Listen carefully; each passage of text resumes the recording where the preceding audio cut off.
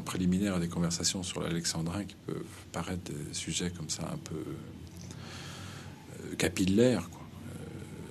Je veux dire, de couper les cheveux en quatre, mais faut pas mépriser ou négliger ces sujets-là, parce que c'est toujours en commençant par les cheveux qu'on tire des choses intéressantes. Puis les cheveux sont très très proches du cerveau, et ça me fait penser à, mais je cite mal, à début d'une chronique de Vialat où il disait le temps est gris, les nouvelles sont mauvaises, distrayons-nous un peu, parlons grammaire. Ou alexandrin. Alexandrin, alexandrine, adjectif et nom masculin. 1080 du latin Alexandrinus. Premièrement, d'Alexandrie et de la civilisation hellénistique dont cette ville fut le centre. Poètes alexandrins, Callimaque, Hérondaste et Autrite, érudits et raffinés. Art alexandrin, généralement expressionniste, bas-relief, mosaïque, par extension d'une subtilité excessive. Les discussions alexandrines, Sartre. Deuxièmement, 1432, de l'Iroman d'Alexandre, poème français du XIIe siècle, en vers de 12 syllabes.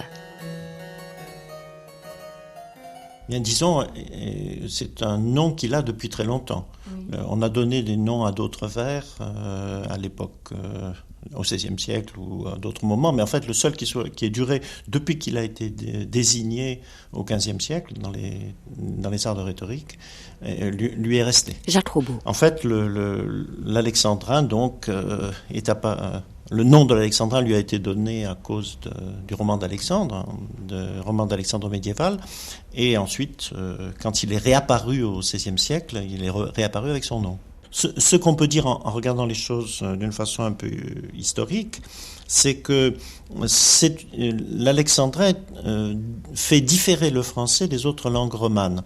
Le grand verlan médiéval et Renaissance de toutes les langues romanes, c'est l'équivalent du décasyllabe.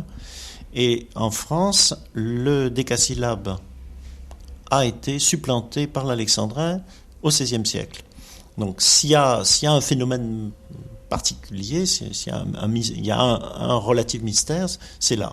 Alors on peut évidemment, quand on étudie de près la composition, la structure interne de ce vers, qui est beaucoup plus complexe que de simplement 12 syllabes. Ce n'est pas seulement 12 syllabes. Avec 12 syllabes, on ne fait pas un alexandrin, on fait un dodécasyllabe. Donc il a une organisation extrêmement riche, extrêmement forte. On se rend compte que cette organisation est beaucoup plus symétrique et beaucoup plus souple que la version française du décasyllabe, qui est une version finalement très rigide.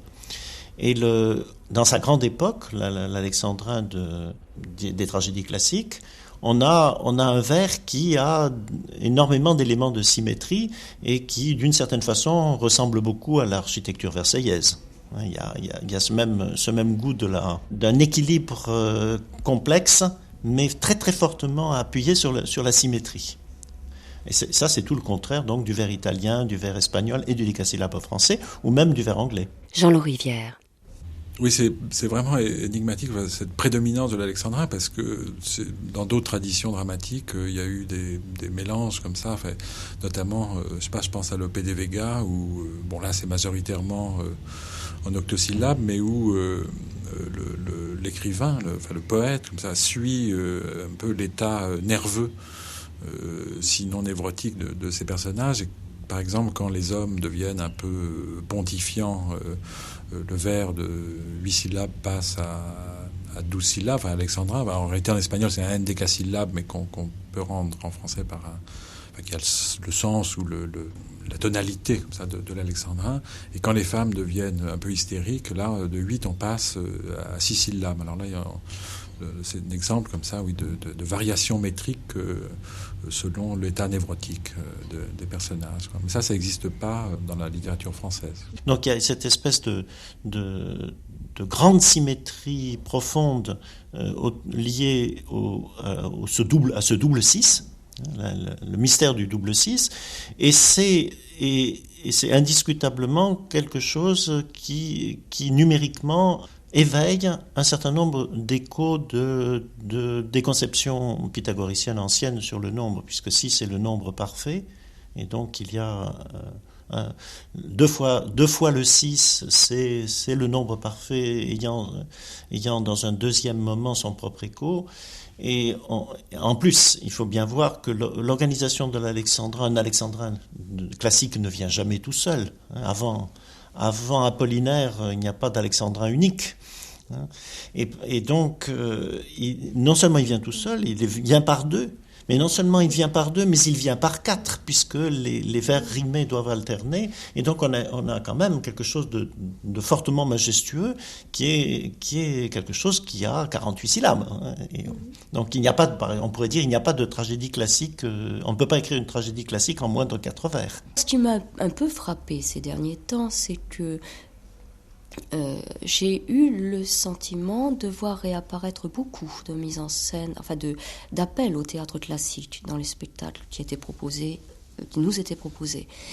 Et de voir revenir aussi, par exemple, par rapport à de jeunes comédiens, le besoin d'avoir ce travail de fond. Donc ce besoin d'une langue qui est donc soutenue par un rythme, par une scansion, et d'un autre côté, de voir arriver une langue aussi extrêmement scandée, pas tout à fait sur les mêmes modes, puisque l'origine de cette scansion est étrangère, mais qui est le rap. Et je me posais un tout petit peu la question de savoir si la langue que nous parlons depuis une vingtaine d'années ne s'est pas appauvrie au point d'avoir besoin d'avoir recours à ce support de la scansion, et c'est toujours aussi cette scansion qui fait vers en même temps, c'est-à-dire je tourne un peu autour de la question pour dire finalement, est-ce que on n'est pas en train d'essayer de sauver notre langage en ce moment avec ce retour à l'alexandrin et à cette scansion du rap? Difficile d'avoir des certitudes à ce sujet, mais il est vrai que la disparition du modèle de l'alexandrin, qui a d'abord été affaibli dans la pratique de la poésie moderne, et puis s'est progressivement affaibli aussi dans l'enseignement, et par conséquent dans l'oreille des gens, a laissé, on peut dire d'une certaine manière, laisse la langue sans support rythmique admis par tous.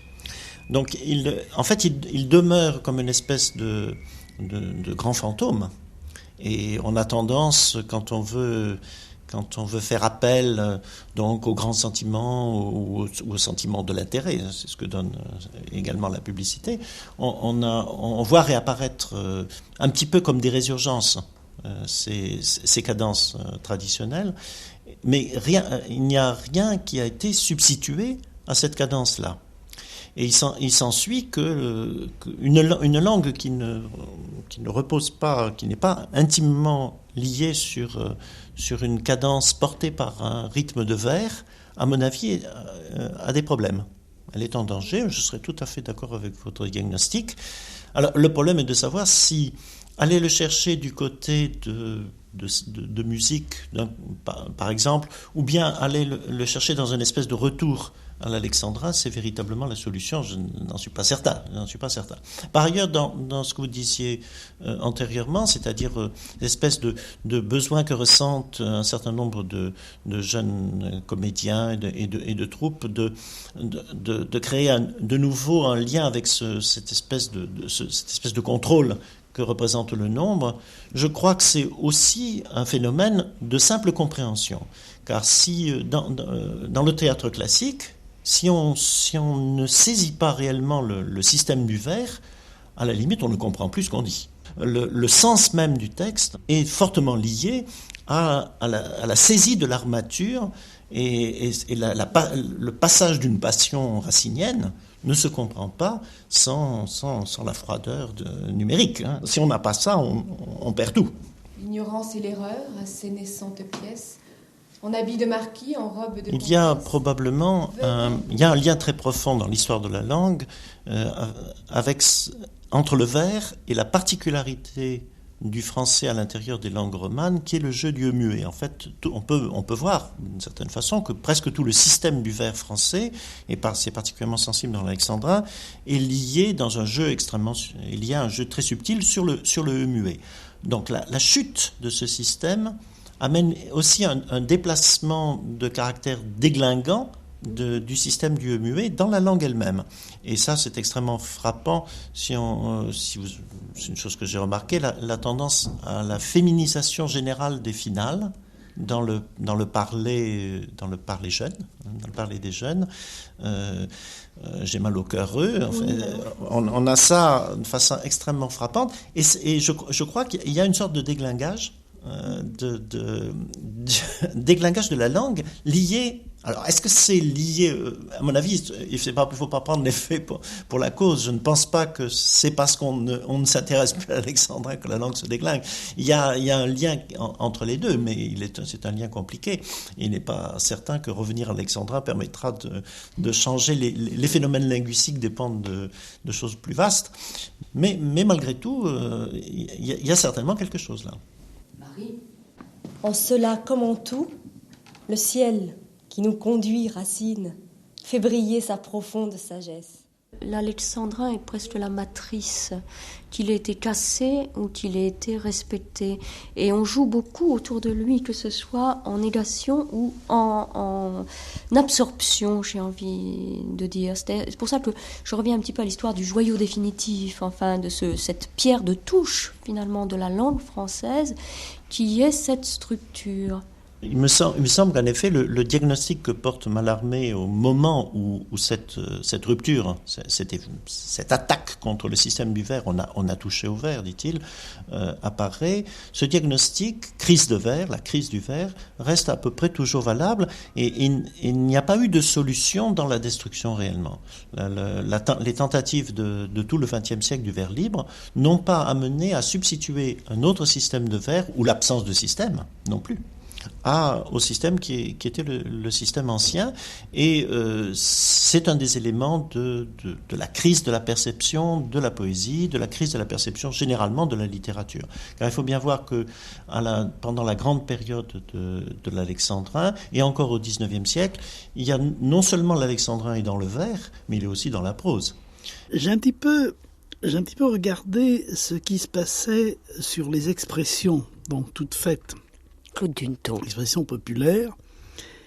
Et il n'y a pas d'alexandrin, en fait. C'est assez curieux. Ça marche en 5, en rythme de 5, de 8 surtout.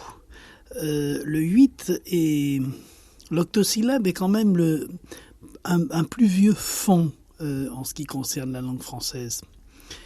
Et un certain nombre de proverbes, en tout cas, ont l'air d'être forgés en octosyllabes. Et en alexandrin, non, en fait. Bon, faire contre mauvaise fortune, bon cœur. C'est pas du tout un alexandrin. Faire contre mauvaise fortune, bon cœur, c'est 8. Du côté du manche, il y en a quelques-uns qui sont en 8, qui sont en 5, je veux dire. Et quelques-uns en 6. Mais je n'en ai pas trouvé, à la vérité, de proverbes, d'expressions toutes faites, etc., qui soient... Mais il y en a peut-être, mais je n'en ai pas trouvé qui soient en 12. En 12 et en alexandrin, en fait. Alors, sauf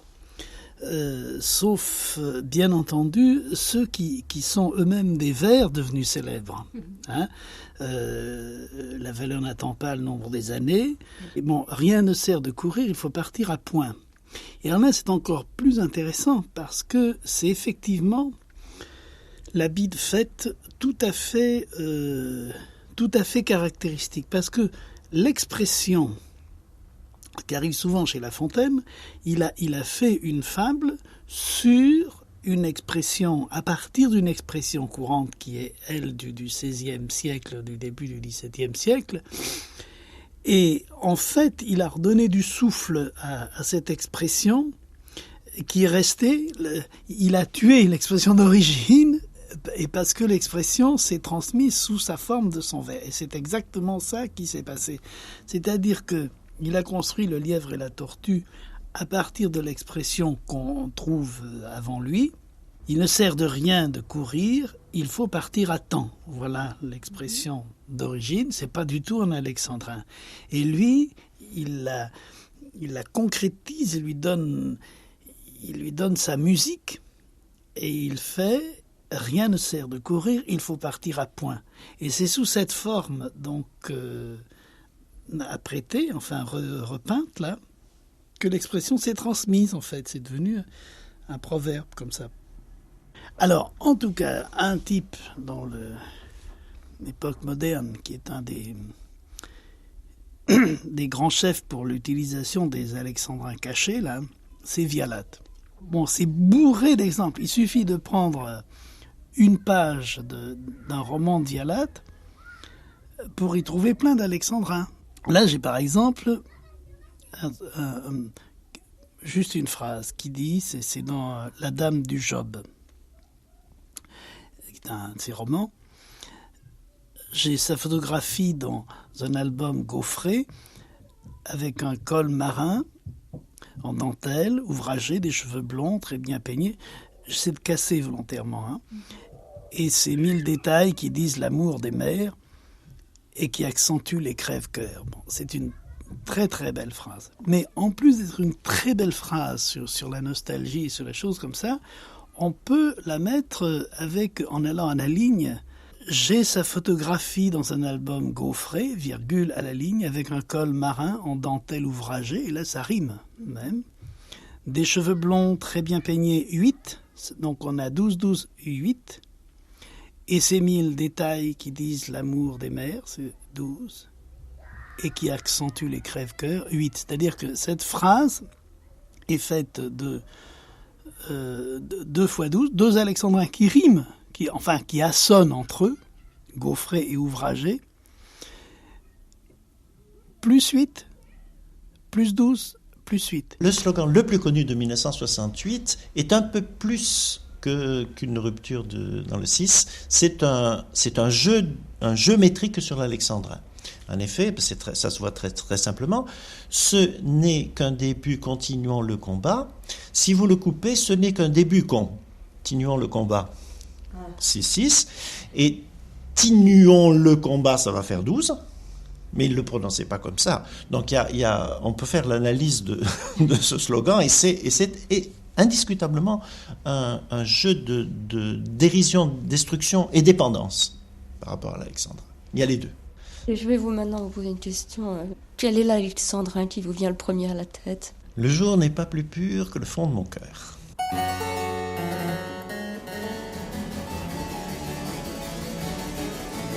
Que toujours dans ton vers, le sens, coupant les mots, suspende les mystiches, en marque le repos. Voilà. Il y a dans l'art de dire les vers une partie en quelque sorte mécanique de certaines règles qu'on peut se prescrire. Talma. Malgré l'abondance, toute relative d'ailleurs, des traités de diction, il existait beaucoup plus de traités de déclamation au XVIIe ou au XVIIIe siècle, c'est-à-dire sur la façon finalement d'interpréter les vers qu'on dit, mais sur la façon de les dire à proprement parler. Je pense que la transmission orale suffisait, c'est-à-dire qu'il suffisait d'appartenir à une troupe de comédiens qui les disent, d'entrer dans la comédie française ou d'être formé au conservatoire pour que cet art se transmette. J'ai eu la grande chance au conservatoire d'être dans la classe de Georges Leroy. Georges Leroy, qui était un éminent sociétaire de la comédie française et qui était donc professeur, qui a fait un traité de la diction qui fait référence même encore aujourd'hui, et une grammaire de la diction. J'étais très jeune, beaucoup des arguments, beaucoup de tout ce qu'il disait me passait peut-être à l'époque un peu au-dessus de la tête. J'avais 17 ans, je ne savais rien. Alors, lui était très, très, très concerné par tout ce qui touchait l'articulation d'abord, la respiration, la façon de phraser. Et j'ai appris avec lui, et après, en jouant aussi au Théâtre Français à ses côtés, j'ai appris ce qui n'est pas une loi, ce qui n'est pas... En fait, il n'y a pas... Comment expliquer ? Il n'y a pas réellement de loi, mais il y a tout de même des règles. Georges Leroy disait, bon, on doit, dans les vers, je vous parle des vers naturellement, on doit s'arrêter sujet, verbe, s'arrêter avant une inversion, savoir comment on doit donner de l'importance à certains vers et non pas à d'autres, déblayer certains, dire des vers par paquet de 2 ou 4 et après éliminer. On doit savoir que le vers doit garder son harmonie, mais essayer d'être naturel. Mais il y a un naturel, si je peux dire, qui est un peu différent pour chaque œuvre. Il est probable qu'à partir d'un certain moment, il ne s'est plus transmis régulièrement, ou du moins que il a été un peu arrêté. Je me rappelle très bien que Antoine Vitez, avec qui j'en ai très souvent parlé, disait qu'il était surpris qu'à la Comédie Française, par exemple, et notamment au Conservatoire, pendant un certain temps, on fasse comme si le vers devait être oublié. Alors, demeuraient en vigueur, évidemment, quand on voulait s'y référer, quelques traités du genre de celui de Leroy, qui date tout de même de la guerre de 14-18, dans lesquels le grand inconvénient, à notre sens, c'est-à-dire au sens de Jean-Claude Milner et du mien, est que bien souvent, lorsqu'on découvre des problèmes, la réponse est celle que, il faut bien dire, la bourgeoisie française pouvait faire encore jusqu'à la fin de ses colonies, si vous voulez, c'est-à-dire le bon goût jugera, le bon goût décidera. Il suffit d'un peu d'entendre, un peu d'oreille. Or, on sait bien que le bon goût change, puisque le même apprenti qui, quand vous commencez à lui apprendre les vers, est heurté par les liaisons les plus élémentaires, au point de penser qu'un esprit amoureux est quelque chose qui ne peut pas être dit tellement c'est ridicule, au bout de 2 heures de travail avec lui, il finit par faire plus de liaison que vous lui en demandez, c'est-à-dire qu'il acquiert très vite le mécanisme de la liaison, puisque celui-là fait en général problème aux comédiens, et par conséquent, vous vous apercevez que le bon goût ne suffit pas, et que nous sommes partis de principes scientifiques, au sens de la science linguistique, ni plus ni moins, mais de principes scientifiques visant à établir des règles élémentaires. Elles sont peu nombreuses, mais le détail de leur application est compliqué, mais des règles élémentaires qui soient partagées par tout être rationnel parlant la langue française. Je pense à un des plus beaux vers de la langue française, dit par Hippolyte, « Le jour n'est pas plus pur que le fond de mon cœur ». Il est certain qu'on ne peut pas dire ce vers en le hachant ou en le coupant. À côté de ça, vous prenez un vers de Régnard, je ne me souviens pas d'avoir presque été fille, on peut pas le dire du tout de la même manière. Donc, à chaque œuvre, il y a une façon de dire, de tourner le vers en gardant son naturel. C'est ça qui est difficile.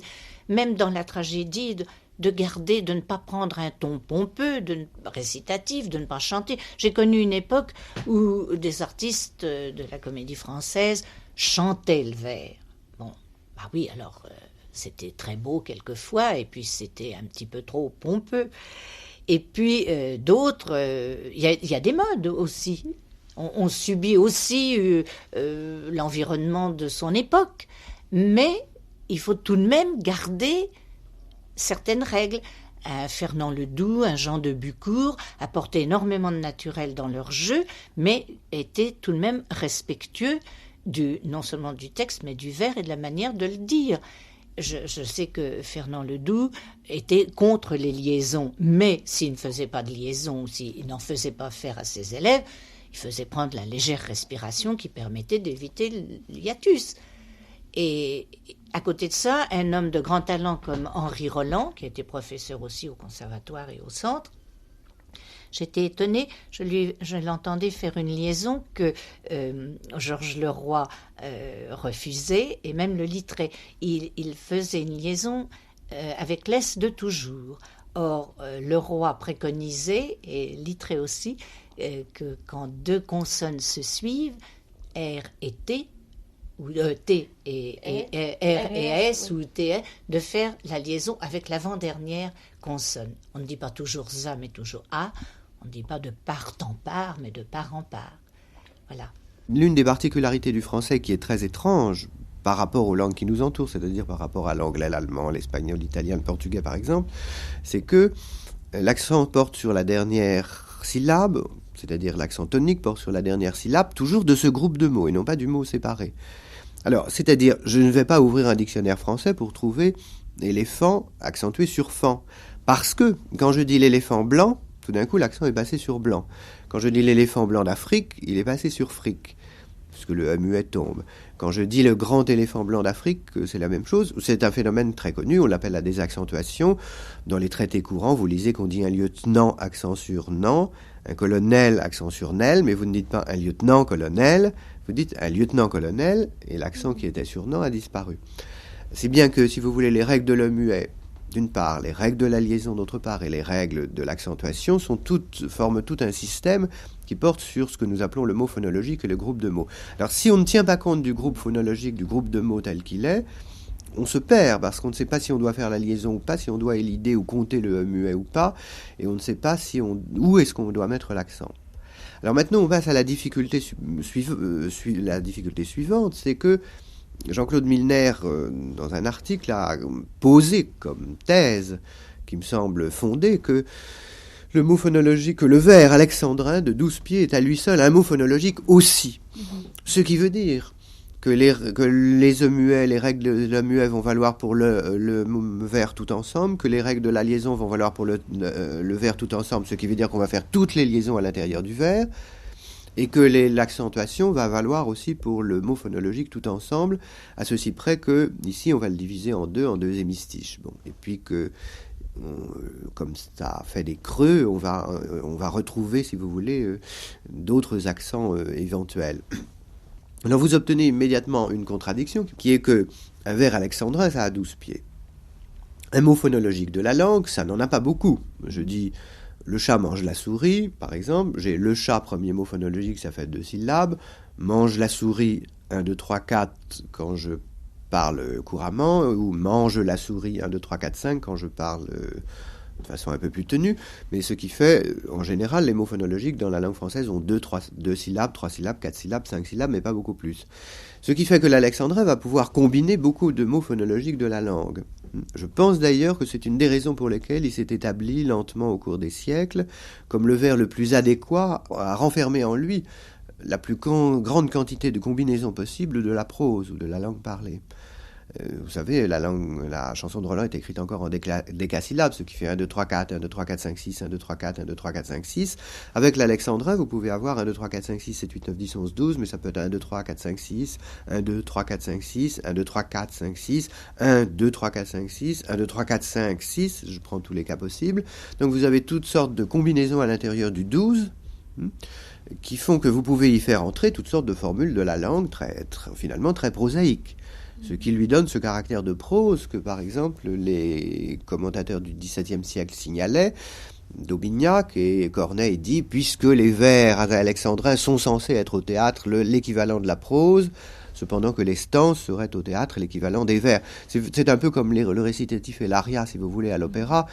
Tout ça, c'est chanté, mais en réalité, quand on échange des propos avec son voisin, c'est plutôt le récitatif, et puis quand tout d'un coup on a un mouvement de l'âme ou du cœur, on passe à l'aria. Alors, on trouve donc une contradiction entre le vers qui va vous demander qu'on fasse toutes les liaisons, qu'on respecte tous les E muets, qu'on accentue d'une certaine façon 6 et 12, et puis la prose qui vous demande autre chose. Alors tout l'art de la diction, c'est de combiner cette contradiction sans sacrifier ni l'un ni l'autre. C'est-à-dire sans donner ni dans le ronron qui sacrifie la prose. Alors vous avez la la la la la la la la la la la la, l'effet machine à coudre, que nous signalons dans le traité, qui est souvent obtenu par certains comédiens parce que au moins ils sont tranquilles. Alors ou ma flamme elle-même homonyme contraire condamnera l'aveu que je prétends lui faire, ou bien quelque malheur qui n'en puisse avenir, ce n'est que par ma mort qu'on la peut obtenir. Une tragédie entière comme ça, c'est épuisant. Ou bien alors vous faites le langage parlé et vous vous arrangez pour casser le vers, comme certains comédiens disent, en disant oui, on va travailler, mais on va surtout casser le vers. Alors casser les vers, n'est-ce pas ? Et alors on obtient quelque chose comme, je ne sais pas, oui, je viens dans son temple adorer l'Éternel. Je viens, selon l'usage antique et solennel, célébrer avec vous la fameuse journée où sur le mont Sina, la loi vous fut donnée. Là, j'ai cassé tous les vers.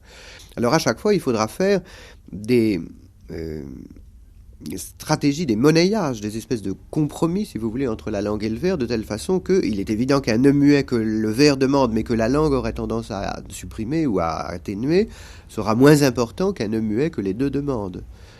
Je prenais ce vers, homonyme à ma flamme, elle-même contraire. Bon, dans la langue courante, je dirais homonyme à ma flamme, elle-même contraire. Donc, elle-même sera dans la langue dit en atténuant le E et même en supprimant le E de elle. Si je le fais machine à coudre, j'aurais homonyme à ma flamme, elle-même contraire. Mais elle-même contraire sonne difficilement parce qu'on sait que dans la langue courante, il est atténué. Donc on aura des E à 50%, mais je veux dire, mais on aura des E à 20%, à 50%, à 30%, à 80% selon les cas. Donc vous aurez homonyme à ma flamme, elle-même contraire. Je les ai comptés là, mais je les ai en même temps atténués. Et finalement, vous obtenez la diction la plus naturelle du vers, c'est-à-dire tout à fait à la fin, c'est comme M. Jourdain, les apprentis s'aperçoivent qu'il faut simplement dire le plus naturellement du monde en faisant entendre d'un côté le vers avec tous ses pieds et de l'autre la langue avec tous ses réquisis. Pour les accents, on en compte sur le 6e et le 12e pied qui sont presque automatiques puisque tous les vers alexandrins classiques sont toujours arrêtés à cet endroit-là. Il faut attendre Rimbaud pour que ça s'arrête. Quand vous prenez le bateau ivre, les vers sont réguliers pratiquement tous. Comme je descendais des fleuves impassibles, je ne me sentis plus guidé par les haleurs, etc. C'est 1, 2, 3, 4, 5, 6, 7, 8, 9, 10, 11, 12. Mais quand il risque un vers comme fileur éternel des immobilités bleues, 1, 2, 3, 4, 5, 1, 2, 3, 4, 5, 6, 7, alors là, vous obtenez une difficulté. Mais jamais un classique ne procède de cette façon-là. Jamais un auteur classique, et même pas Victor Hugo. Je citais à l'instant, regardez tous, voilà l'homme rouge qui passe. En prose, c'est regardez tous, voilà l'homme rouge qui passe. Personne ne pense que c'est un alexandrin. Si je le dis comme un alexandrin, j'aurais voilà, regardez tous, voilà l'homme rouge qui passe, et je ne comprends plus rien, ça devient stupide. Donc je devrais obtenir quelque chose comme regardez tous, voilà l'homme rouge qui passe. Mais je dois entendre les E dans voilà l'homme rouge qui passe pour entendre la fin d'un vers, et pas l'homme rouge qui passe, hein, pour entendre que c'est la fin d'une tragédie en vers. Pour les liaisons, de la même façon, les liaisons qui sont à part entière sont faciles à faire. Les hommes, les arbres, tout le monde les fait. Mais quand vous avez des liaisons plus difficiles, nous avons proposé une technique de la liaison indirecte qui consiste non pas à faire passer la consonne de liaison sur le mot qui suit, comme dans les hommes, les arbres, où le S qui se réalise en Z va avec la voyelle qui suit, c'est-à-dire c'est pas les hommes, c'est les hommes, mais en revanche, quand la liaison se trouve la consonne de liaison se trouve en fin de mot phonologique de la langue et à un endroit normalement où on l'arrêterait. Il faudra trouver un exemple, mais mettons qu'on est dans un vers, il vient et vous voyez, etc. Alors, il vient et vous voyez, et fait entendre évite l'hiatus, mais casse la structure de la langue qui est une phrase il vient. Donc on doit avoir un très léger, mettre le trait. Là je prends un exemple très limite, hein, dans lequel la liaison est presque si difficile à faire qu'on peut très bien imaginer même qu'un comédien fasse il vient, et vous voyez, à condition qu'il tienne un certain souffle du vers. C'est ce que nous avons appelé la diction tenue, c'est-à-dire que quand on arrête le vers il vient, et vous voyez, le vers se casse. Donc il faut, si on ne fait pas la liaison, on peut avoir une diction tenue qui sera « il vient » et vous voyez que jamais, etc. Mais si on l'a fait, le T de « vient » doit être plutôt du côté de « un ». Soit dans les hommes, le Z va avec les hommes, tandis que dans il vient, alors ce qui donne il vient et vous voyez, un léger T qui va du côté de il vient. Il vient et vous voyez que jamais etc. Dans Athènes, ou je ne sais quoi. Je vais prendre un exemple, alors limite un vers de Mallarmé comme celui-là dans Hérodiade, mais c'est vraiment, jamais les classiques ne se livreraient à des exercices d'acrobatie pareils. Mais ça me frappe, c'est tu viens où vois-je ici l'ombre d'une princesse. À mes bagues, tes doigts et leurs bagues, et cesse à la ligne de marcher dans un âge ignoré. Bon, c'est la nourrice qui parle à Hérodiade. Vous avez levé le vers alexandrin qui est « à mes bagues, tes doigts et leurs bagues et cesse hein, », qui est très tordu. Et vous avez, si vous le dites, je le redis en prose, tu viens, où vois-je ici l'ombre d'une princesse, à mes lèvres, tes doigts et leurs bagues, et cesse de marcher dans un âge ignoré. Si je le fais en alexandrin machine à coudre, j'obtiens « Tu viens où vois-je ici l'ombre d'une princesse, à mes lèvres tes doigts et leurs bagues et cesse de marcher dans un âge ignoré. » Comment faire les deux? Là, on est à la limite, et vous admettrez que ni Racine ni Corneille ne vont à cette limite. Mais si on doit le faire, il me semble qu'on peut faire quelque chose du style « Tu viens où vois-je ici l'ombre d'une princesse, à mes lèvres tes doigts et leurs bagues et cesse de marcher dans un âge ignoré. » etc. Je voulais vous demander quel était l'alexandrin qui vous vient immédiatement en tête. Le jour n'est pas plus pur que le fond de mon cœur. Non, n'importe lequel. Je veux dire, c'est celui-là aujourd'hui, mais c'est n'importe lequel. On nous faisait à Tarbat un fidèle rapport.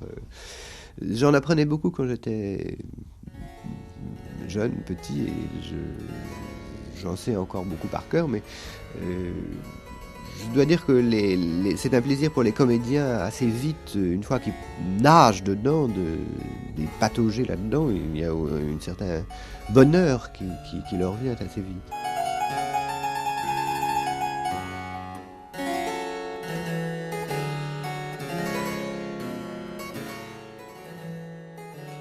Commentaire d'un spectateur du XVIIIe siècle. Dans les pièces en vers, il se trouve à peine un acteur capable de les dire et qui sache seulement y joindre le régime avec le verbe. Haine à tous ces faux systèmes, la vérité se trouve au milieu des extrêmes. Les sentiments du cœur en cadence exprimés et les alexandrins en prose transformés, excès qu'au vrai talent jamais l'art ne conseille, choquent également le bon sens et l'oreille. Et pourquoi donc, bon Dieu, s'embarrasser l'esprit de ces préceptes creux dont la raison sourit? Des vers que, pour la scène enfanta le génie, gardez-vous d'altérer la savante harmonie. Mais un récitatif monotone, ennuyeux, est-il donc pour l'oreille un bruit harmonieux? Plaignons ceux qui, d'un cœur tristement héroïque, affrontent sans pâlir cette étrange musique, ces cadençantes voix dans leur lyrique ardeur, fuyant le naturel sans trouver la grandeur. Ne privez pas nos vers de leur aspect natal. Antique et lourd fardeau, la cadence leur pèse, donnez l'accent français à la langue française, parlez avec noblesse, et sans être chanté, le vers apparaîtra dans toute sa beauté.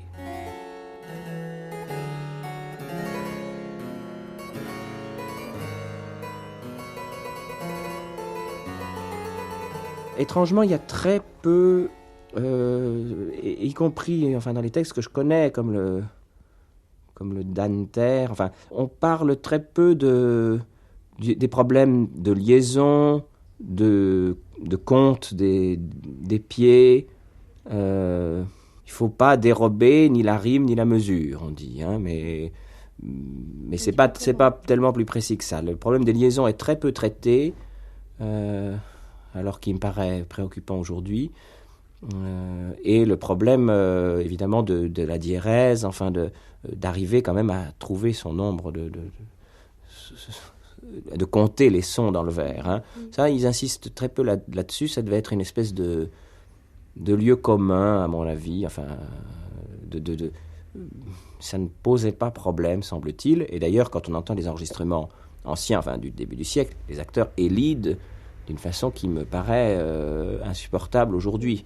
Ça me paraît insupportable aujourd'hui parce que je crois qu'aujourd'hui, si on élide tant que ça, l'idée même du conte dans le vers, du nombrage des sons disparaît. Je crois que les oreilles contemporaines, en tout cas dans les dernières générations, ne sont capables d'entendre un vers que si il est effectivement prononcé, ce qui, je crois, n'était pas le cas à cause de la culture qui était autre et qui était beaucoup plus fondée sur quand même la rhétorique classique et des maximes en vers, etc. Donc, dans le temps, je crois que le conte du vers se faisait un petit peu tout seul. C'est pour ça que, effectivement, quand on entend Julia Bartet dire « Je ne te vante point cette faible victoire, Titus », et 1, 2, 3, 4, 5, 6, 7, 8, 9, 10, 11, je ne te vante point. Je ne te vante point. Cette faible victoire. 1, 2, 3, 4, 5. Je ne te vante point cette faible victoire. Hein, je ne te vends, parce que c'est ça le vers. Je ne te vante point cette faible victoire. 1, 2, 3, 4, 5, 6, 7, 8, 9, 10. Hein, au lieu de je ne te vante point cette faible victoire. 1, 2, 3, 4, 5, 6, 7, 8, 9, 10, 11, 12. Alors ça, je crois que les oreilles ont changé pour ça. Mais ce qui est très intéressant dans le Samson, par exemple, c'est l'histoire de revenir, de replacer toujours, ça ce n'est pas vraiment de la diction, mais enfin de revenir toujours au médium de la voix, c'est-à-dire à la position finalement où la voix est naturelle, sans la laisser monter ni descendre, c'est-à-dire, et finalement qui est un ton presque abstrait, si vous voulez. Qu'est-ce qu'on peut dire encore? Alors, vaincre la monotonie, absolument, parce que l'alexandrin est un vers qui peut devenir d'une monotonie absolument affligeante. Voilà. Le problème de faire les incidentes, quelquefois une phrase incidemment glissée vient en 2 fractions partager la pensée, et l'auditeur pourrait ne s'apercevoir point où le sens se divise, où le sens se rejoint. Un changement de voix le lui fera comprendre, exactement. Voilà. C'est ça. Sur Talma, on a un témoignage sur la façon dont Talma, par exemple, jouait l'entrée en scène de Néron dans Britannicus, dans l'art théâtral, écrit donc au milieu du XIXe siècle. Samson, le professeur de Rachel, qui a mis en vers ce qu'il connaissait de la tradition théâtrale. Lui qui était un acteur qui avait vu quand même jouer des acteurs de l'Ancien Régime et qui avait vu jouer souvent Talma. Alors donc l'entrée en scène de Talma, le fils d'Agrippine, sous les traits de Talma, quand le fils d'Agrippine, pour secouer un joug dont son cœur était là, ordonnait que de Rome on exile la Pallas, sa parole courait impétueuse et brève. Burrus obéissant à son superbe élève, Narcisse retenu par un mot caressant, les licteurs renvoyés par un geste puissant, devant un tel tableau, la terreur devait naître. L'avenir de Néron commençait à paraître, et la description précise de son ton de voix, les accents d'un courroux frappant de vérité nous étonnaient surtout par leur rapidité. Avec un art exempt de recherche et d'emphase, quelques mots détachés du reste de la phrase se dressaient, plus fougueux, plus fiers, plus menaçants, et sans la ralentir, en complétaient le sens. Il avait un débit serré, très net, comme ça, et puis tout d'un coup, il faisait sortir quelques mots, qu'est-ce que ça pouvait être? N'en doutez point, Burrus, malgré ses insultes, c'est ma mère, et je veux ignorer son caprice, mais je prétends plus ignorer ni souffrir, ce ministre insolent qui les ose nourrir. Pas de ses conseils, empoisonne ma mère. Il séduit chaque jour Britannicus, mon frère. Il l'écoute tout seul, et qui suivrait leur pas les trouverait peut-être assemblés chez Pallas. C'en est trop. Au fur et à mesure de cette tentative de définition, j'en sais de moins en moins, c'est-à-dire j'ai de moins en moins de certitude.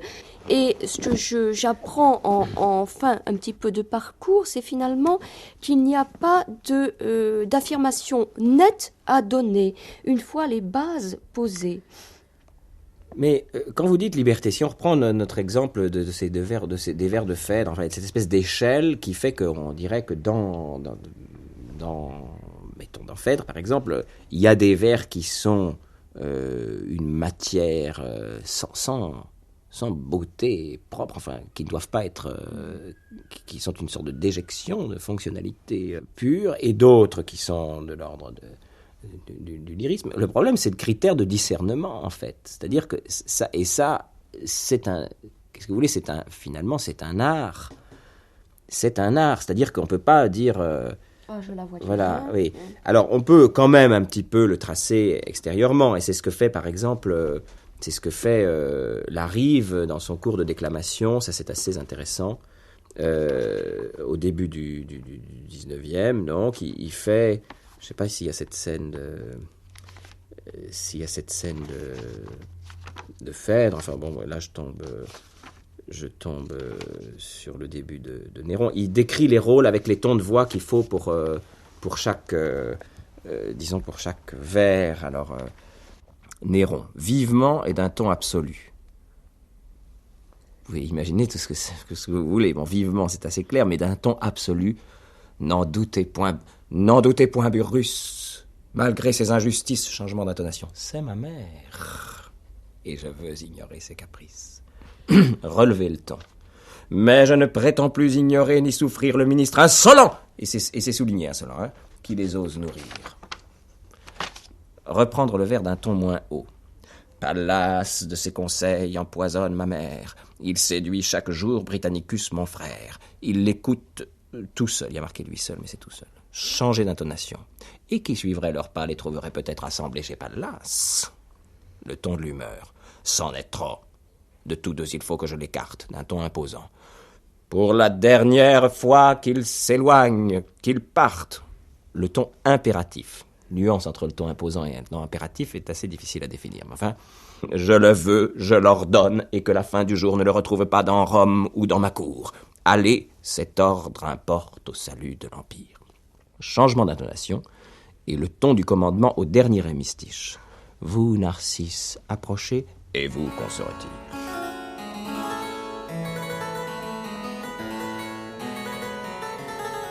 Il faudrait que je retrouve ça toujours dans Samson, c'est cette histoire du mot de valeur. Et donc, il faut mettre en valeur ce qui doit être mis en valeur, il faut découper, mais tout ça pris dans une vitesse, en fait. Voilà. Alors d'abord, il y a sur le mot de valeur, enfin, oui, ce dont on parlait, un paragraphe qui commence comme ça. Ayez un talent simple, une franche manière. C'est toujours ces mots qu'on retrouve dans la simplicité, la franchise. Débrouillez-vous avec ça. Mais ça c'est par contre plus technique. Et sachez placer l'ombre auprès de la lumière. Tout doit avoir un sens, mais le but est manqué lorsque du même accent chaque mot est marqué. Quelquefois, la pensée est dans une parole. Des mots environnants que votre voix l'isole, et qu'aux mots où le sens est surtout enfermé, plus de nerfs et d'éclat par vous soit imprimé qu'au-dessus de la phrase il brille et l'illumine. Il ne dit pas, par exemple, qu'on doit appuyer sur ce mot, on doit lui donner plus de nerfs et d'éclat, et il doit, au-dessus de la phrase, briller et l'illuminer, comme Talma faisait quelques mots détachés du reste de la phrase, avec un art exempt de recherche et d'emphase, ça c'est très important. Quelques mots détachés du reste de la phrase se dressaient, plus fougueux, plus fiers, plus menaçants, et sans la ralentir, en complétait le sens. Voilà.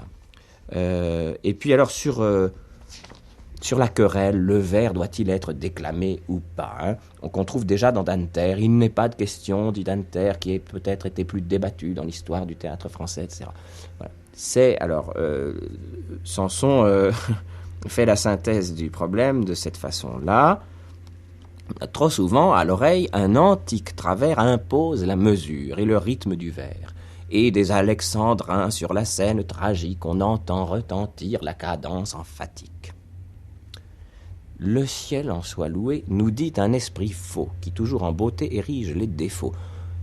Que servent la césure et la rime et le nombre si nous ne devons pas même en retrouver l'ombre, et si sur le théâtre un débit terne et plat de ce noble travail nous dérobe l'éclat. Ainsi, des faux talents qui parlent en cadence, plus d'un faux connaisseur embrasse la défense. À l'uniforme bruit des vers psalmodiés, se partageant toujours en deux lourdes moitiés, une oreille barbare aisément s'accoutume, comme au bruit des marteaux retombant sur l'enclume. Pour qui dans cette route une fois s'est jeté, adieu le naturel et la variété.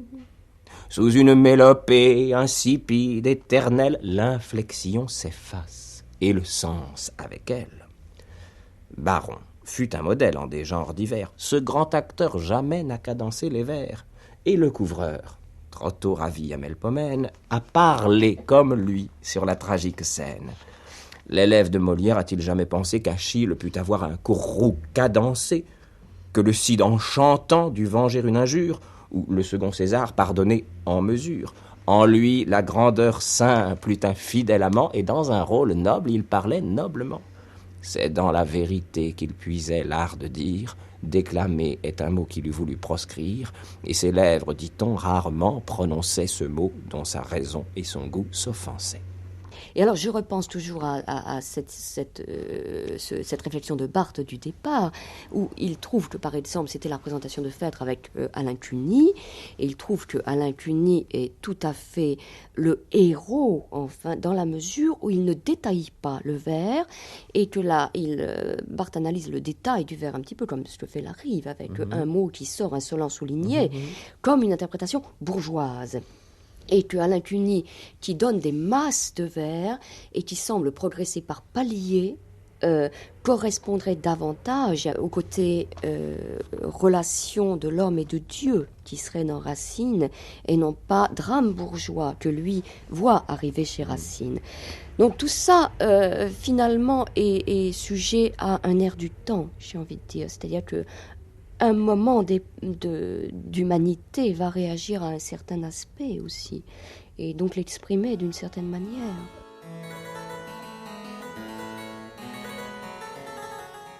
Oui, donc on parlait de l'ère du temps. C'est évident que tout ça est sujet à des fluctuations, et en particulier aux fluctuations de ce que l'auditoire peut percevoir, en fait, ou aime percevoir. C'est-à-dire que, vous savez, Glenn Gould disait « Donnez-moi des auditeurs anciens et je jouerai sur des instruments anciens ». Donc, nous nous adressons à un auditoire, et il faut trouver la façon de rentrer en contact avec cet auditoire. Et selon, effectivement, la sensibilité de cet auditoire, la façon sera tout à fait différente. Maintenant, quant à l'équilibre, si vous voulez, du détail et de la masse, c'est-à-dire, faut-il jouer par masse ou faut-il jouer par détail, je dirais, ni l'un ni l'autre haine à tous les faux systèmes, en citant un alexandrin de Samson, de nouveau. Et j'inventerais volontiers un faux proverbe oriental, pour dire il ne faut pas descendre de cheval pour ramasser la fleur. C'est-à-dire, le discours doit aller, c'est le cheval qui va, la phrase va, mais évidemment les fleurs doivent être ramassées par le cavalier pourtant, hein. C'est-à-dire que s'il n'y a que le cheval qui va, on n'a pas les choses. Si le cavalier descend de cheval, ramasse la fleur, c'est absolument pénible. Il faut qu'il galope, et en galopant, il ramasse une fleur à gauche, une fleur à droite, une fleur à gauche, une fleur à droite, comme ces cavaliers, ou c'est des cavaliers aussitôt... vous voyez ces cavaliers qui passent et qui ramassent dans ce mouvement-là. C'est comme un slalom aussi, si vous voulez.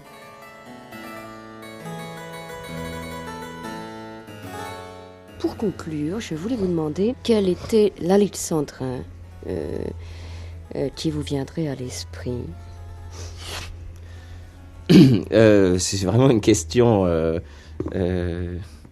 comment dire, il m'est venu un alexandrin comme ça, qui est un alexandrin de Phèdre, qui est le jour n'est pas plus pur que le fond de mon cœur, hein. C'est un alexandrin qui est fait entièrement de monosyllabes, en fait, hein. C'est Hippolyte qui dit le jour n'est pas plus pur que le fond de mon cœur. Ils sont tous, donc c'est presque un alexandrin qui aurait presque 12 accents, en fait. Le jour, oui, le jour n'est pas plus pur que le... Voilà, ça c'est un alexandrin qui me vient à la tête. Il est exceptionnel d'une certaine façon, hein, puisque il est justement fait comme ça, de monosyllabes. N'est que pour qui ne veut que ce qui doit leur plaire. Et ça c'est dans... Ça n'est pas complet, mais c'est dans Sophonisme, un vers de Corneille. Mais voilà un vers. Alors, le jour n'est pas plus pur que le fond de mon cœur. Voilà un vers qui est une phrase. Il est fait de monosyllabes. Il se trouve que j'en ai un autre fait de monosyllabes qui me revient, sauf que ça ne veut rien dire. C'est un vers de Corneille. Comme souvent, les alexandrins ne veulent rien dire, puisqu'ils sont des bouts de phrases qui sont sortis de leur contexte. Alors, mais celui de Corneille, c'est « n'est que pour qui ne veut que ce qui doit leur plaire ». Ça parle de... Je ne me souviens même plus du début de la phrase, hein. Et puis, alors, on pourrait dire, par exemple, le premier vers de La Veuve, de Corneille, qui me paraît un alexandrin extrêmement bon, et qui est « Dis ce que tu voudras, chacun a sa méthode ».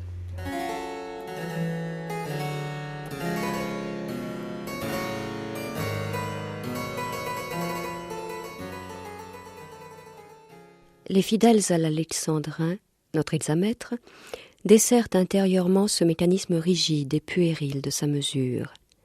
L'oreille, affranchie d'un compteur factice, connaît une jouissance à discerner, seule, toutes les combinaisons possibles, entre eux, de 12 timbres, Mallarmé. Jadis, si je me souviens bien, ma vie était un festin où s'ouvraient tous les cœurs, où tous les vins coulaient. Rimbaud.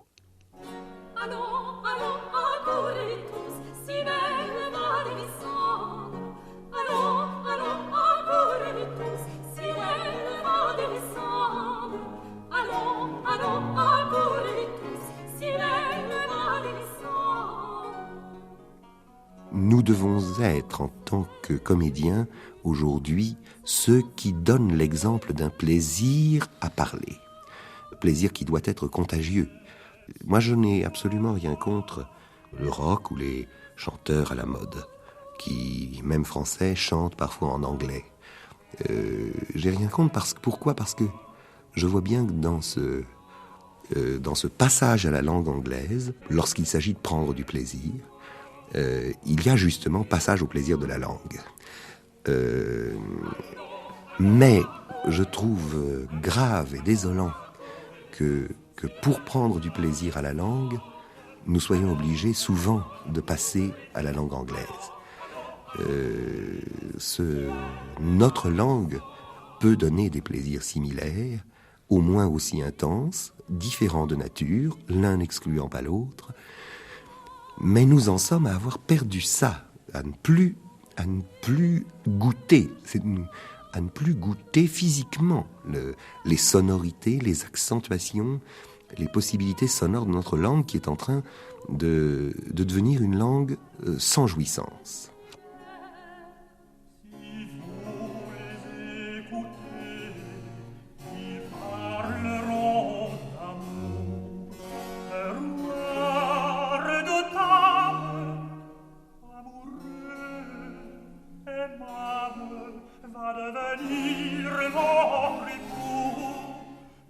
Le vers, c'est aussi ça. C'est pas seulement 1, 2, 3, 4, 5, 6, 7, 8, 9, 10, 11, 12. C'est un rythme. C'est un rythme extraordinairement varié. Et ce sont des couleurs extraordinairement variées. Il est très net qu'il y ait en ce moment, je crois, et pas seulement dans nos têtes, un besoin réel de ce type-là.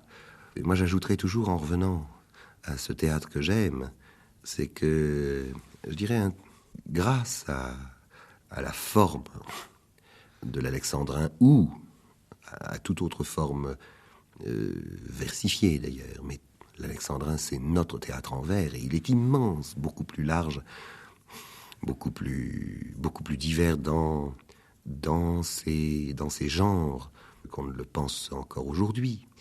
Ce théâtre-là, c'est un théâtre où l'espace même de la scène devient l'espace de la langue et de la pensée. L'espace d'une tragédie française ou d'un Molière, tout aussi bien, ou d'un Quinault. C'est pas le salon salle à manger cuisine, c'est la tête. Et ça, c'est formidable. On est tout près du nu de la pensée, comme certains drapés transparents, légers, mouillés, peuvent, dans certaines sculptures de la grande tradition classique, laisser voir toute l'anatomie et tout le détail des tensions et des relâchements musculaires.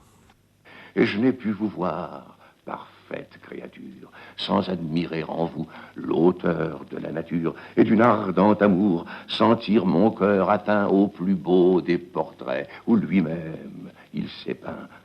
Mais parler en alexandrin, qu'est-ce que ça veut dire ? Ça ne veut pas dire seulement se plier à cette forme qui consiste à mettre 12 syllabes les unes après les autres et à tant bien que mal terminer sur ce bijou d'un sou qu'on appelle la rime. Ça veut surtout dire, pour le personnage et pour l'acteur, vivre dans la tension entre une pensée et une forme. Ça veut dire, selon moi donc, la tension entre une musique et un sens, la tension entre un cadre métrique et une phrase, une pensée qui se construit dans une phrase élaborée, dont le rapport est à la fois amoureux et conflictuel avec ce cadre métrique. Et c'est dans cette tension entre le cadre métrique et la pensée que le personnage et l'acteur sont amenés à penser plus vite que nature. C'est-à-dire que les moments où le personnage est en scène et parle ne sont pas des moments de vie, ils sont des moments de vie extrême. Non pas extrême simplement par la violence des passions qui se déchaînent, mais extrême d'un point de vue quasi sportif, par la concentration de toutes les facultés de pensée et toutes les facultés physiques de tension et de vigilance qui peuvent, en un moment donné, se mettre en branle chez un homme. C'est pourquoi je parlais tout à l'heure de la danse, classique ou moderne d'ailleurs, peu importe. Mais un personnage en scène dans Corneille, dans Racine, ou dans tout ce théâtre classique, est lui-même en tant que personnage mis à l'épreuve d'une forme très haute, et l'acteur est lui-même aussi soumis à cette épreuve-là, qui est, comme disait Jouvet d'ailleurs, l'épreuve de témoigner à la fois d'une forme et d'une pensée, bien plus que de se supposer identifier au personnage qu'on joue, mais témoigner aussi véridiquement que possible, c'est-à-dire en rendant compte de la multiplicité des tours et détours, un peu comme on peut observer chez un danseur ou une grande danseuse, la capacité à témoigner non seulement d'une virtuosité ou d'une puissance, mais surtout de la capacité à ciseler au fait même de l'effort, d'un effort qui peut paraître herculéen, conserver les capacités d'un ciseleur. Aimer encore, aimer toujours, aimer quand même, aimez-vous bien les uns les autres. Il faut sacrifier sa vie à son amour. Moi, je vous montrerai comment on aime un jour. Amour, n'ayez que de l'amour dans la poitrine, aimez-vous. Je parlais d'art de vivre aussi parce que je trouvais que on a été assez submergé par le sens ces dernières années et on a oublié beaucoup le son. La musique de la langue, c'est-à-dire que souvent on a pu voir des témoignages, je dirais, pour les pièces de théâtre, je les appellerais des témoignages d'une époque où le langage était extrêmement réduit, où il s'agissait d'un corps qui était lui-même défait. Enfin, Sarah Bernard a amené le corps défaillant, enfin c'est elle qui nous a fait entrer avec 1900 dans cette chute du corps, cette déliquescence, comme ça. Mais la voix était loin d'être défaillante. Oh combien cette voix était tenue. Tonique. Et combien elle pouvait en faire. Oui, le souffle était là aussi, c'est-à-dire qu'il pouvait y avoir les 6 alexandrins à la suite dans le même mouvement. Je me suis entraînée à la maison, c'est difficile d'arriver à refaire Oui Prince, je l'en dis, jusque bon. Donc effectivement, elle a amené cette, pour moi, c'est ce que je ressens, elle a amené cette coupure entre la tradition antérieure qui était quand même Rachel, on ne raconte pas qu'elle tombait, elle se tenait, Mademoiselle Mars se tenait, tous ces gens étaient vraiment des corps très solides en scène. C'est le style nouille qui est arrivé, oui. Oui, c'est vrai, c'est la courbe, qui nous est arrivée. Et donc c'est pour ça que ça me paraît très important de revenir pour ces... J'ai été frappée aussi pour les jeunes gens, qu'ils soient comédiens ou non, en tout cas du besoin de retrouver le plaisir de la langue, tout simplement le plaisir de pouvoir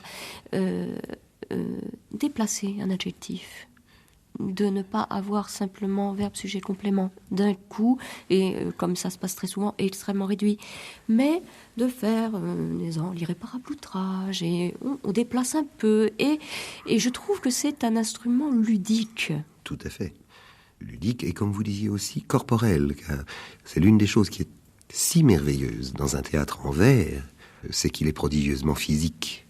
C'est que ce plaisir de la pensée, ce plaisir de l'attention aux détails du texte devient un plaisir corporel intégral qui implique pour la profération l'ensemble du corps. J'en suis maintenant venu à penser que tout vraiment dans une mise en scène de Racine par exemple doit découler de la profération. Le mouvement physique doit découler de la profération. Non pas de la déclamation, encore que le mot pour moi soit extrêmement positif, mais des circonvolutions et de la musique, et de la pensée, et de la mise en forme de cette pensée dans une musique, en tant que travail intégral du corps. Phèdre, de Racine, par Madame Sarah Bernard. Oui, prince, je l'envie, je brûle pour t'aimer, je l'aime. Non point tel que l'envie les enfers, voilà, adorateur de mille objets divers. Tu vas du Dieu des morts déshonorer la couche, mes fidèles, mes fleurs et même ces farouches sarments jeunes, traînant tous les cœurs après toi, tel qu'on défend nos dieux, tel que je vous vois. Il avait votre corps, vos yeux, votre langage. Est-ce que vous iriez, parce que on raconte effectivement que la Champmeslé, quand elle répétait, était entendue à de l'autre côté. Voilà, exactement. Ce qui signifie quand même une puissance vocale extraordinaire, enfin, il me semble. Et puis, on parle beaucoup, c'est Philippe Beauchamp, par exemple, qui a fait un travail avec des chanteurs et qui a fait dire quelques vers de Bérénice par ce chanteur en suivant la technique du chanteur. Et j'ai quand même une réticence un peu là-dessus, c'est-à-dire que c'est très séduisant, je dirais, sur une douzaine de vers, et je me demandais sur 1500 vers, ce qu'amenait, c'était un peu, enfin, peut-être je me trompe, j'ai eu le sentiment que c'était reproduire, non pas le mouvement interne, mais la forme extérieure en la doublant, et que ça risquait de faire perdre beaucoup à ce qui est quand même extraordinaire dans ce théâtre-là, que ce soit Corneille, Racine, même Molière, je dirais, parce que le rapport n'est pas le même à la langue ni au sentiment, ça n'est pas la même chose.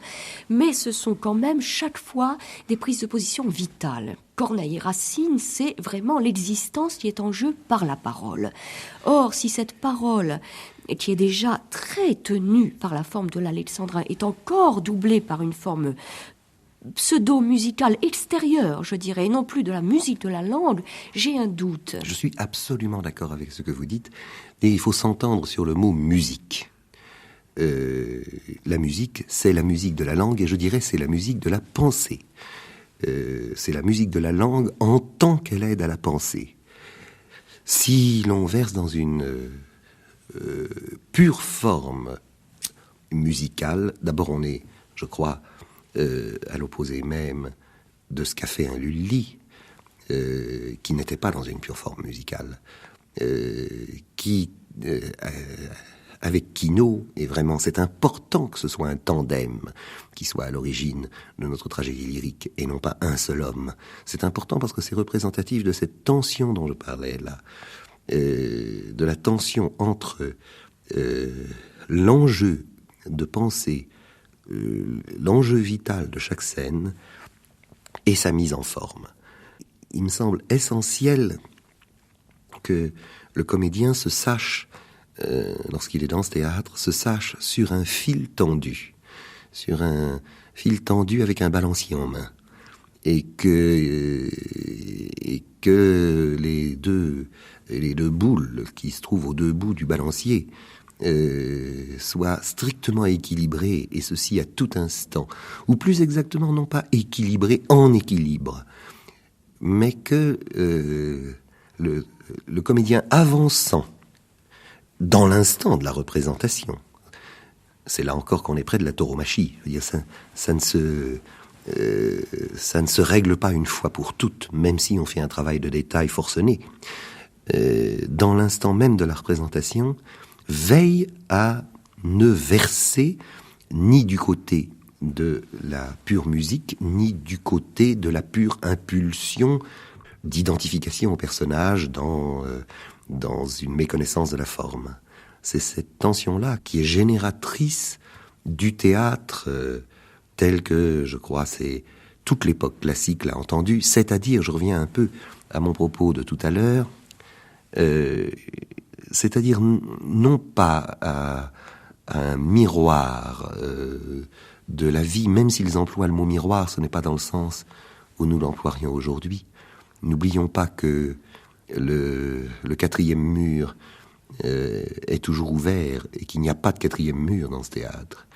Mais à la construction en scène et dans l'instant même de la représentation d'un moment de vie particulièrement intense et exemplaire. Ce théâtre-là est un théâtre modèle, et non pas un théâtre reflet. Je trouve que c'est tout à fait important de penser ça.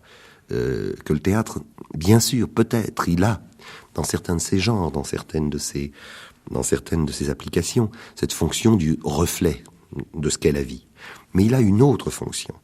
Il a une fonction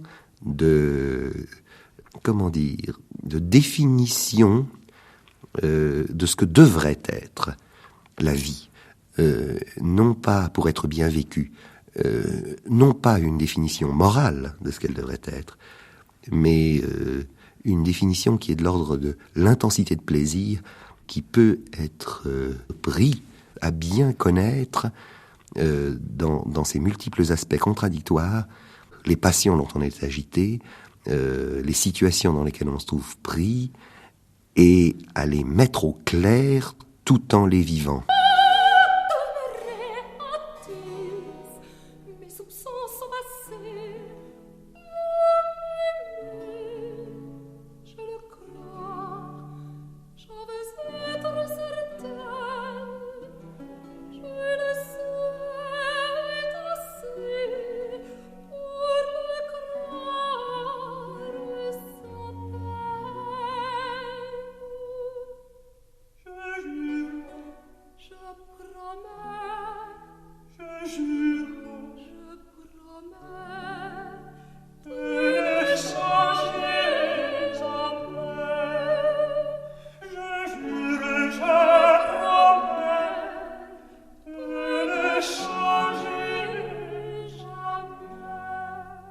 Quel est le premier alexandrin qui vous passe par la tête?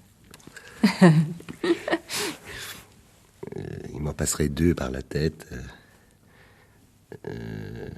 Disons, le jour n'est pas plus pur que le fond de mon cœur. Et disons, voyons, Phèdre veut vous parler avant votre départ. Je veux dire, je prends ces deux exemples comme démonstration de ce qu'une tragédie de Racine, ça n'est vraiment pas un alignement de quelques 1600 ou 1800 alexandrins d'égale, je ne dirais pas valeur, mais d'égale portée ou surtout d'égale intention musicale.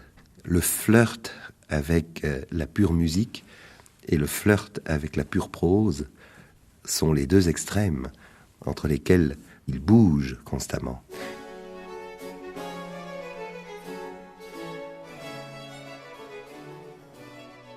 Alexandrin, vers français de 12 syllabes, dont l'histoire du XVIe au XIXe siècle se confond presque avec celle de la poésie française, Petit Robert.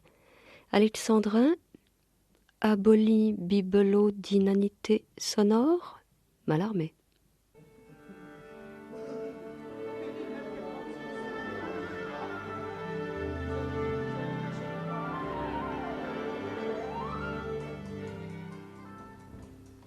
Est-ce que, d'après vous, le travail d'un texte en alexandrin amène une série de contraintes qui seraient, je dirais, un ralentissement au jeu de l'acteur ou au contraire un approfondissement du jeu de l'acteur? Aujourd'hui, l'alexandrin Jacques Lassalle est une violence si grande qui nous est faite quant à l'écart, quant à la convention, quant au code imposé. Ça n'est pas la peine, je crois, d'en remettre préalablement. C'est-à-dire que il faut affronter cette langue-là dans toutes ses dimensions, mais peut-être pas partir d'une, enfin, comment dire, de la certitude de sa spécificité. Enfin, il faut retrouver l'alexandrin à force de tenter de l'oublier. Il se rappelle tout seul à notre bon souvenir. Plus généralement, tout texte ne commence à bien se parler que lorsque nous l'avons oublié. On sait bien. Voilà, il faut faire que le texte se parle, que nous ne soyons pour le texte qu'une bouche de profération. Il faut arriver à ça. Ça ne suppose pas moins de travail, pas moins d'artisanale attention à sa structure, à son organisation, à son vocabulaire, mais sans un préalable péremptoire, hégémonique c'est la versification du XVIIe siècle. Nous allons partir. Je ne crois pas. Je crois qu'il faut réinventer notre alexandrin. Enfin, il faut donner il faut trouver sa nécessité intérieure à l'alexandrin. Enfin, d'abord, il ne faut pas considérer que de toutes les manières, l'alexandrin est une plus-value, une valeur ajoutée au texte. Il y a des textes qui atteignent alors. Et il ne faut pas considérer non plus, du point de vue de l'acteur, que bien parler la prose de Molière, c'est un effort moindre que bien parler, pour ne parler que de Molière, puisque pour Corneille et Racine, la question ne se pose pas et que le genre tragique ne peut pas s'accommoder d'autre chose que de l'alexandrin. Mais la grande prose comique est au moins aussi rythmée, est au moins aussi structurée, obéit au moins autant de codes vocaux que l'alexandrin. Et voire même aux mêmes règles Oui, il y a un jeu d'assonance. Voilà. Donc, chaque fois, alexandrin ou pas, versification ou pas, il faut considérer l'objet textuel comme un objet singulier, irréductible à tout autre que lui-même, et en trouver, l'organisation profonde, en retrouver la respiration intime. Je dirais même que dans une certaine mesure, l'alexandrin, parce qu'il propose de massivement impérieux, de massivement obligé, facilite presque trop les choses à l'acteur. Parce qu'enfin, en dernière analyse, qu'est-ce qu'il faut faire oublier dans un texte? C'est comment il est fait. C'est-à-dire de nous rendre évident, nécessaire et proche dans sa distance même, dans sa différence même, le singulier de l'œuvre. Enfin, voilà, c'est toujours vrai. Et celui qui met entre l'œuvre et moi, entre l'auteur et moi, la pompeuse, le solennel appareil de sa forme, celui-là me fait presque, je le prends toujours, pour un cuistre et un trissotin. Voilà. C'est vrai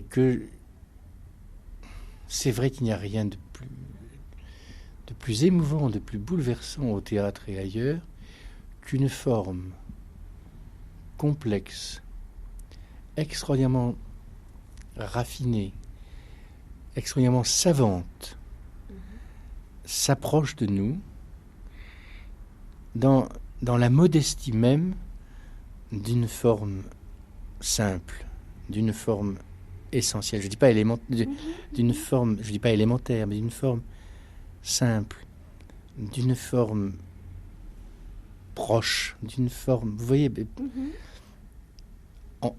Autrement dit, là aussi, le formalisme est un très grand. Oui, mais ça se lie aussi au travail qu'on fait sur cette forme. C'est-à-dire qu'effectivement, cette forme qui apparemment est très, je ne reprendrai pas le mot pompeux, mais en tout cas très présente, peut devenir simplement je dirais, amener des choses qui sont d'une intensité extraordinaire sans la signalisation. On a simplement c'est vrai qu'on ne parle pas de la même manière à certaines personnes et que c'est la forme, l'imparfait du subjonctif ne va pas être massif, mais va être dans le courant du discours tout à fait évident. Et que là, le problème, ce qui moi me paraît le rêve, l'idéal à atteindre dans cette histoire, c'est de garder à la fois je dirais la jouissance de cette langue, parce qu'il y a une très grande, pour nous actuellement, qui avons, je dirais, été un peu en écart de langue, où on est arrivé sur des mots, des silences, des blancs, le verbe sans, donc on retrouve qui vont privilégier quelquefois le laconisme, quelquefois le non-dit, la sous-conversation, le silence comme forme ultime de l'expression. Enfin, on retrouve la profusion et l'opulence de la langue. Enfin, c'est vrai.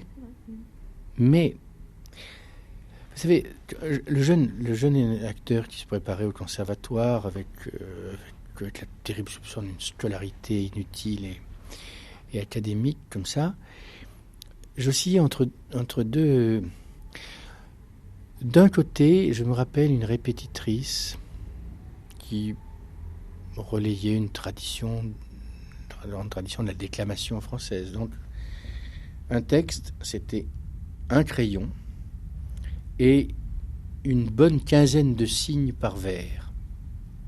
Alors, voilà. Alors, le texte, le petit classique à Thiers ou Larousse n'était plus qu'une partition épuisante, enfin, où chaque syllabe était agrémentée d'un tiré vers le haut, vers le bas, d'un tréma. Enfin, j'étais absolument exténué. Je ne comprenais absolument rien. Cette approche purement phonétique du texte me... Alors, à l'inverse, et en réaction, une espèce de réalisme comme ça, pour aller vite, cinématographique, enfin, de rage de parler ça comme... Enfin, de nier la différence, de nier... Évidemment, était très excessive et a conduit à de ces jolis malentendus. Mais aujourd'hui, s'approcher de cette langue-là, d'abord dans sa construction phrastique, dans ses enjeux de sens, et découvrir que peu à peu, on ne peut y atteindre qu'en faisant sa part technique, essentielle, à l'ordonnancement même de cette écriture-là, je crois que c'est ça. Et si je vous demande quel est le premier alexandrin qui vous vient à la tête?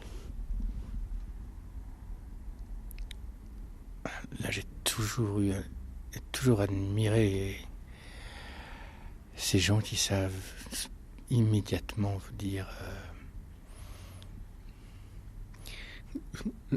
Je crois que c'est l'alexandrin que je suis le plus incapable de proférer sur une scène.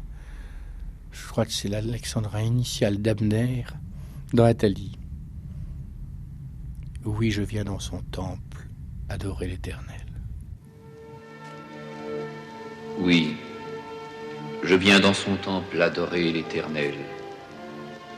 Je viens selon l'usage antique et solennel célébrer avec vous la fameuse journée où sur le mont Sina la loi nous fut donnée.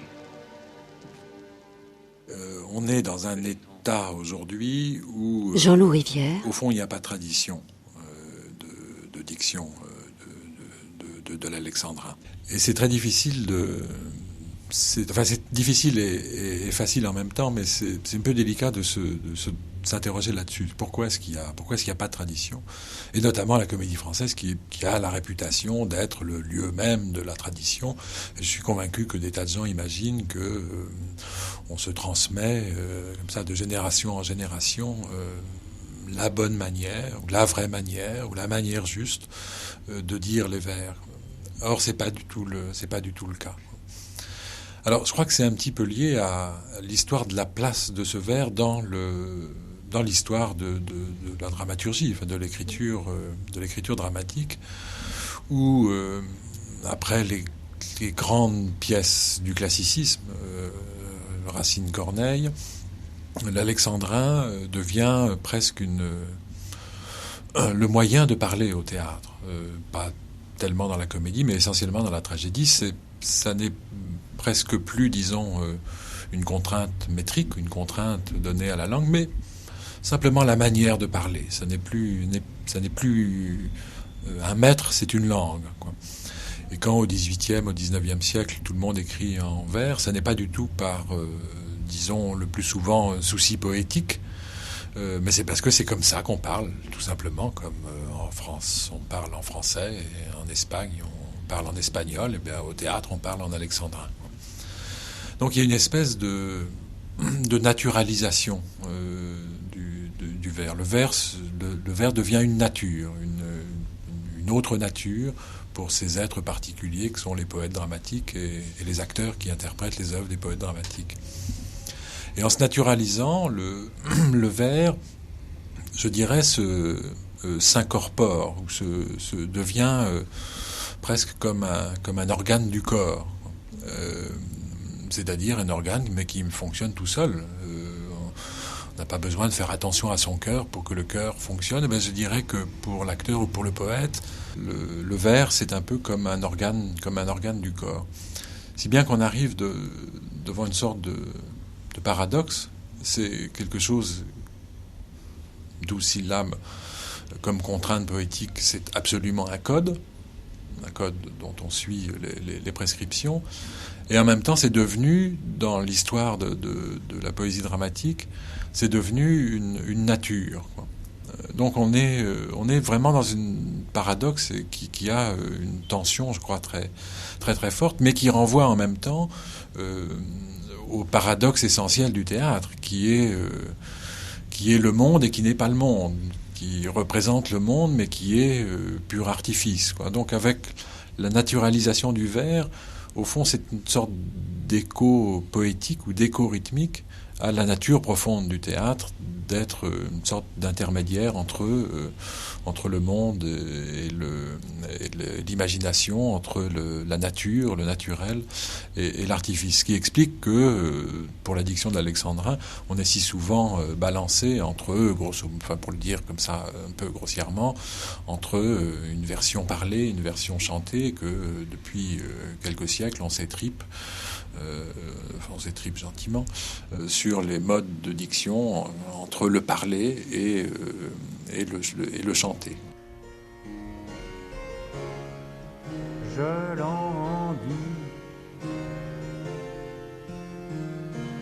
languis, nuit et jour,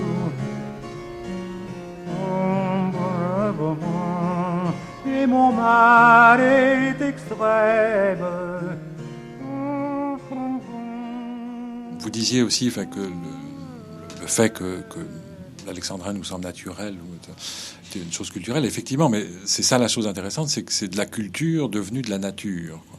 Et je trouve que pour interroger ce point-là particulièrement, il y a une pièce qui est en alexandrin, qui n'est pas une tragédie et qui est dans le dialectique du naturel et de l'artificiel absolument admirable, du point de vue de la prosodie, une extraordinaire réussite, c'est le Misanthrope.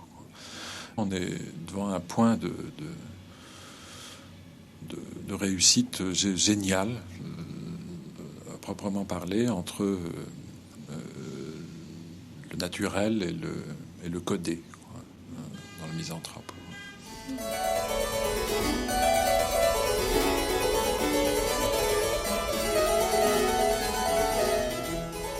L'état de doute et art de vivre, quand vous employez ces deux expressions, pour moi, c'est absolument lié au faux débat qui existe sur l'alexandrin.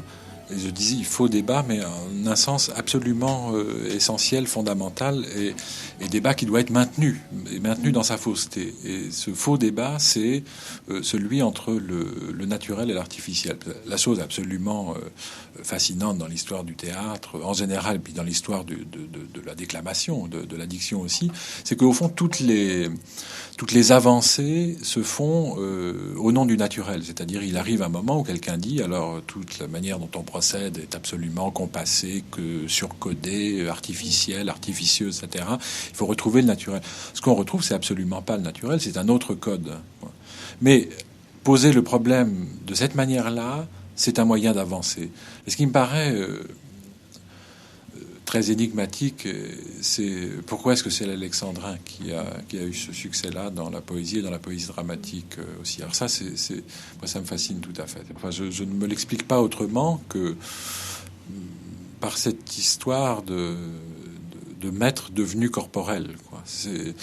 Et par le fait que c'est facile de faire des alexandrins. En réalité aussi, si vous décidez de parler en alexandrin, vous parlez très vite, spontanément en alexandrin. En octosyllabe, c'est un peu plus difficile. Si Madame Jourdain veut voir le divertissement royal, je lui ferai donner les meilleures places de la salle. Madame Jourdain vous baise les mains. Si je vous demande quel est le premier alexandrin qui vous vient à l'esprit. Le jour n'est pas plus pur que le fond de mon cœur. C'est celui-là. C'est peut-être celui de tout le monde, non? Pourquoi avez-vous choisi ce vers de Racine? Je ne l'ai pas choisi, il est venu comme ça. Si j'essaie de me demander pourquoi il est venu comme ça, je pense que c'est lié à son extraordinaire simplicité et singularité. Souvent, on pense que quand on fait une phrase avec un sujet, un verbe, un complément, c'est une phrase qui aurait pu être faite par n'importe qui. Le propre des écrivains, c'est de faire une phrase aussi élémentaire qu'un sujet, un verbe et un complément, mais qu'elle n'ait pas pu être dite par quelqu'un d'autre. Et je trouve que dans ce vers-là, Racine atteint à cette extraordinaire simplicité et singularité simultanément. C'est comme des pages de Beckett, quand le passage commence par « De sa couche, elle voit se lever Vénus ». La phrase est aussi extraordinairement simple et on ne peut pas imaginer que quelqu'un d'autre que Beckett l'ait écrite. Peut-être Racine.